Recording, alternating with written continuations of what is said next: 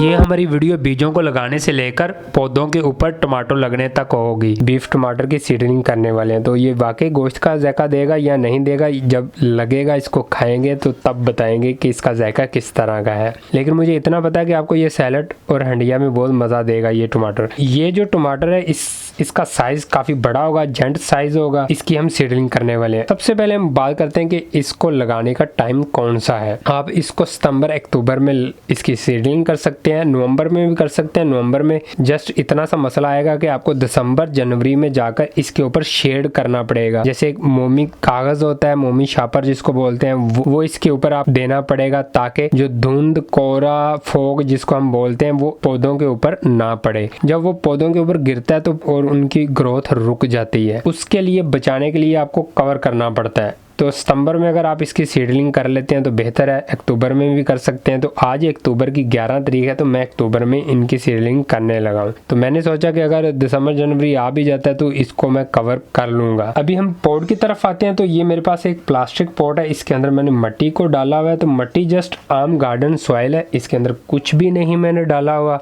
तो जस्ट मिट्टी इसके अंदर हमने भर दी है। अब हम बीजों को बाहर निकालेंगे और बीजों की रूनुमाई करने वाले हैं। इतना बड़ा पैकेट और बीज चेक करें ज़रा। और हाँ, ये जो पैकेट है आपको 100 में मिलने वाला है। लें जी, ये इसके अंदर बीज थे, 20 के करीब बीज होंगे ये। और इन बीजों को लगाएंगे और बीजों के ऊपर इन्होंने मेडिसिन लगाई होती है ताकि मिट्टी के अंदर इनको कोई फंगस वगैरह ना लग जाए। अगर फंगस लग जाए तो आपके जो प्लांट बाहर निकलते हैं मिट्टी से, वो नहीं निकलेंगे। तो चलें इनको लगाते हैं।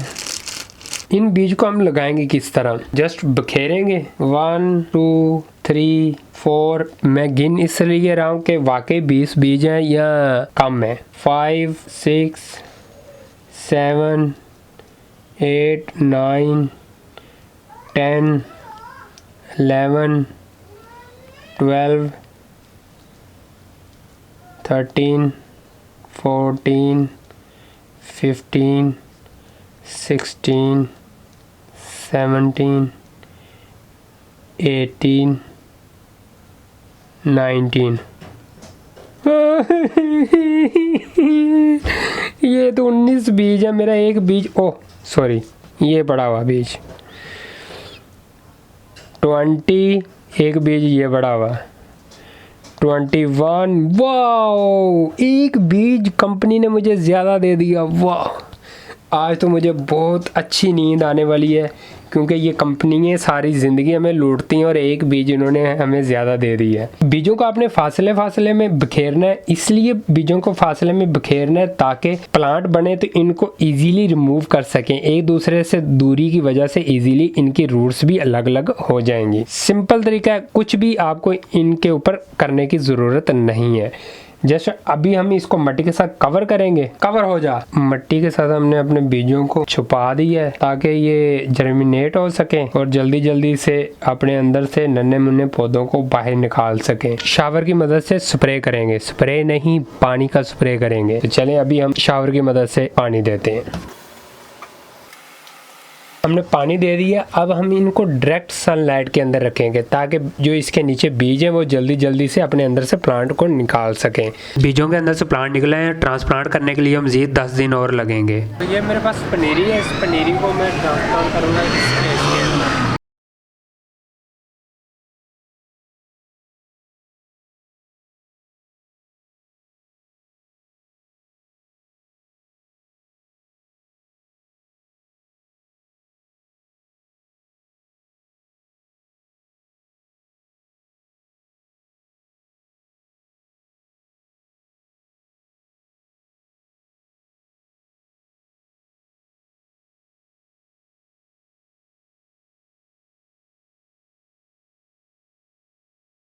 ये जो आप ग्लासेस के अंदर टमाटो देख रहे हैं, ये बीफ टमाटो है, जो बड़े साइज़ का टमाटो होगा हमारा।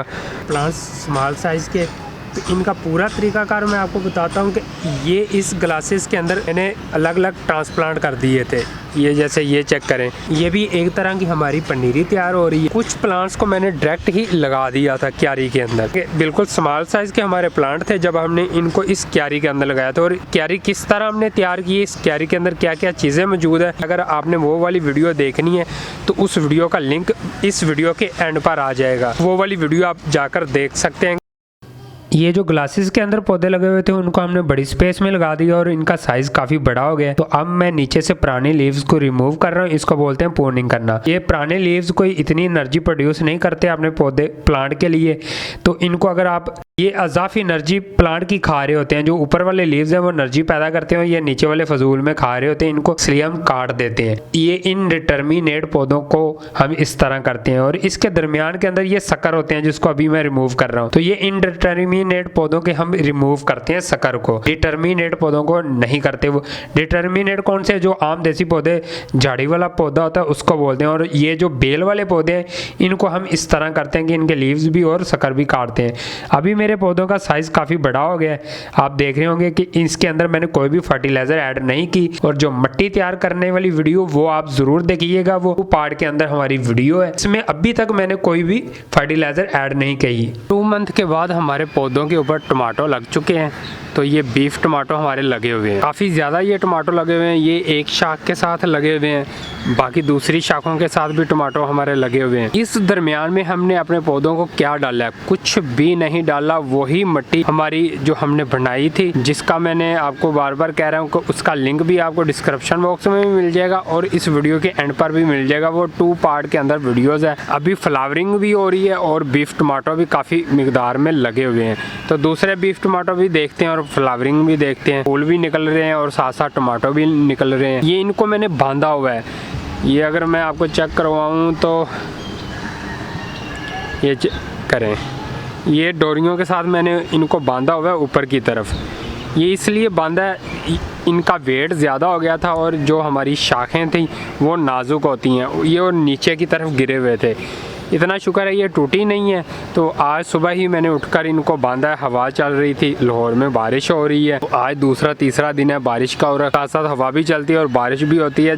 जब बारिश होती है और उसके बाद हवा चलती है तो पौधों को ज़्यादा नुकसान होता है। पौधों की जो शाखें हैं वो कमज़ोर हो चुकी होती हैं। हवा का जब झोंका आता है तो वो टूट जाती हैं, गिर जाती हैं। सेम ऐसे ही दरख्तों की शाखें भी टूट जाती हैं। और ये जो आप देख रहे हैं ये फूल अभी निकल भी रहे हैं और काफ़ी मिकदार में फूल हमारे निकल रहे हैं। अगर इधर करूँ, यहाँ पे भी हैं, ये वाले भी हैं। आज कैमरा वैसे फोकस अच्छा कर रहा है। और आगे की तरफ चलें तो वहाँ पर हमारे टमाटो भी बने हुए हैं। वो दूसरी शाख के साथ भी आप टमाटो देख सकते हैं। तो कैमरे को मैं हाथ में इसलिए नहीं पकड़ रहा क्योंकि जो मेरा लेंस है वो स्टेबल वाला नहीं है। तो वीडियो के दरमियान जैसे ही हाथ शेकिंग होगी तो वो कैमरा भी बहुत ज़्यादा शेक करेगा। तो इस वजह से मैंने ट्राइपॉड के ऊपर रखा हुआ है। और नीचे की तरफ देखें तो एक शाख झुकी भी हुई है।